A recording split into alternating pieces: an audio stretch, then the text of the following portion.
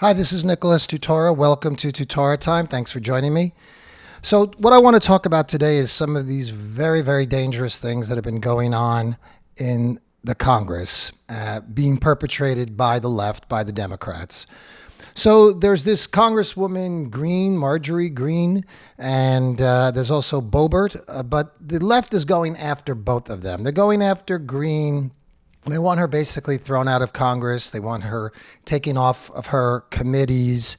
Why? Because they say that she has some theories. She's a conspiracy theorist. And, I don't even know the details of her beliefs. They say she's QAnon. I don't even know what QAnon is. Removing Congresswoman Green is the right thing to do now. It is about what she said. But here's the thing. She was elected by the people of her district. So the people of her district had the chance to listen to her positions, vet her, and then decide whether they want to elect her or not. And they did go ahead and elect her. So what is this now that the left won't allow her or are trying to get her out of the Congress? That is pure fascism. That is silencing the voice of your political opponents. Ilhan Omar was elected by her constituency. She preaches everything she preaches is anti-American. America is a fundamentally racist country. It's time to dismantle the entire system. She's certainly not upholding the Constitution that she swore to uphold.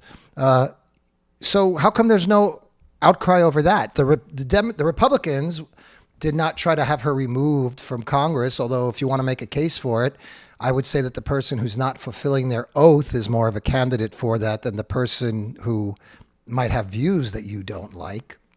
This woman Green has been harassed in the halls of Congress, and they instigate her, they attack her, and then when she says something back, they plead, they're afraid and they have to move their office. The woman with the office next to Green wants her office moved because, they claim she's a threat.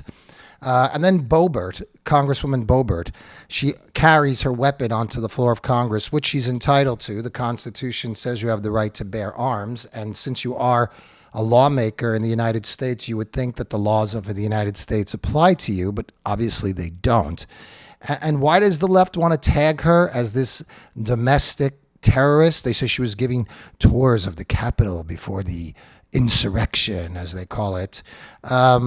She was giving a tour to her family. She was elected, so she brought her family down to show them the grounds. None of the people that she showed around were arrested in the riot. We would have known that long ago if it was the case. So the left wants to demonize everybody as a terrorist or as a threat. And the way they do this is by creating the visual for the threat, surrounding the Capitol with barbed wire, 26,000 soldiers.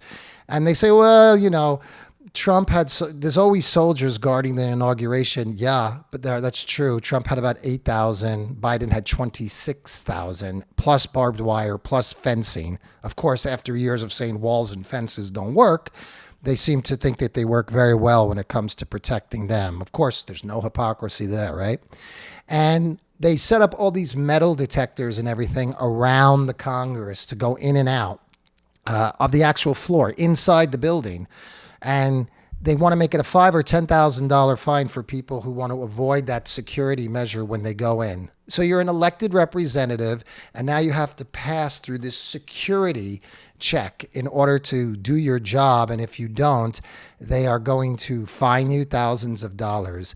It's all about demonizing people. They can't say that Boebert is a threat to America and to their safety unless they put up these security measures. By putting up the metal detectors, you're saying, oh, look, there's a threat and it has to be dealt with seriously. They're creating the threat. The left is creating the narrative, and they're demonizing anybody that doesn't agree with them. And they want to criminalize them. They want to punish them.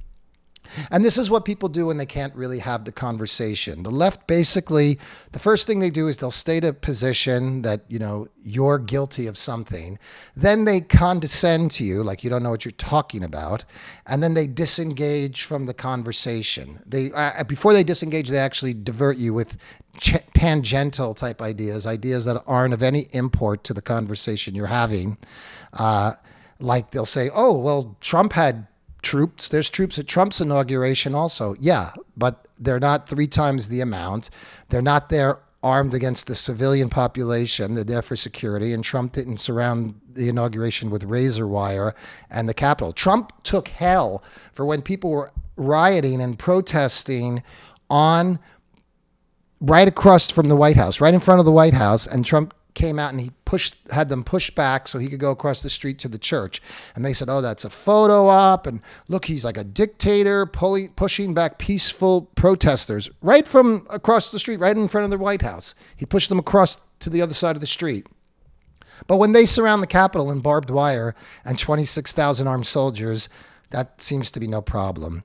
So the hypocrisy on the left is all over the place. We just have to keep speaking out against it. The other thing that's horrible that they're doing is this whole global climate change agenda. Okay, they've been preaching this for 30 years. I see no tangible change in the environment. Do you? I'm 58 years old. Do people who are my age or younger, do you wake up and does the quality of the planet seem different to you? It's not. And, they preach about carbon footprint. John Kerry is flying around in his private jet to talk about global warming and climate change. One trip in his private jet is the carbon imprint of 40 flights if you or I would make it on a regular domestic airliner. I don't think I've taken 40 flights in the last 20 years. So my 15, 20 years of travel equals one trip of John Kerry's to talk about the dangers of climate change. Yet I'm the one who's got to sacrifice. We're the ones who have to start using this alternative energy that's not even viable. The whole thing doesn't even make sense. And, Barack Obama recently purchased a $15 million mansion on the waterfront in Martha's Vineyard. Now, if climate change was really a problem and the ocean levels were rising, would you do that? Would you invest $15 million in a home that's going to be underwater in the next 10 years? I don't think so. Not if you have a brain. John Kerry has a beachfront home. Joe Biden has a beachfront home. Bernie Sanders owns 3 homes. Biden owns 3 homes. All these things take energy to heat, to fuel, all of this.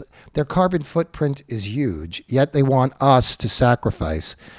This climate agenda and the Paris Accord is about nothing but handing over sovereignty of the United States to foreign powers. And it's really evil. It's absolutely evil.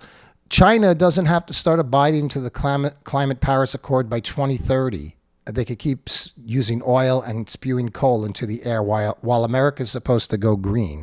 How does that help the United States of America in any way?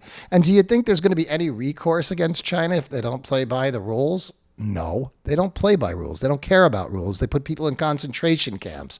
This is what they do. This whole globalist cabal of climate change, it takes the place of the nation state, and they're dictating down to the masses of humanity through this globalist cabal. They want us to lose our individuality. They want us to lose our ability to travel. Look, they've already got us locked in with COVID. That reduces travel anyway. So then when they strip away the rest of the travel restrictions, we won't see it as so strange. There's so many terrible things coming from the left, and it's pure hypocrisy. And the fact that they're trying to throw people out of Congress, silence people's voices online, militarizing the Capitol, you only do that when you know your idea is false. If truth is on your side, you don't need to shut down the other person because the truth will just be shown. It's only when you know that when you don't have the truth, you have to stop the truth from being told. Falsehood falls of its own weight. The only thing you have to shut down is the truth.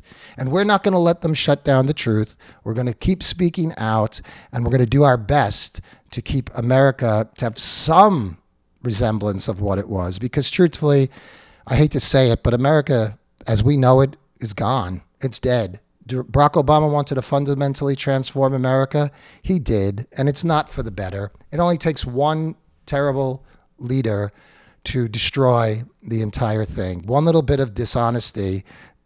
All you have to do is look at the actions. Since Biden has come into office, he has done nothing to benefit the American people and everything to benefit the globalists. Well, like I said, we're going to keep fighting back. We're going to keep speaking out against it. So join me next time on Tutora Time.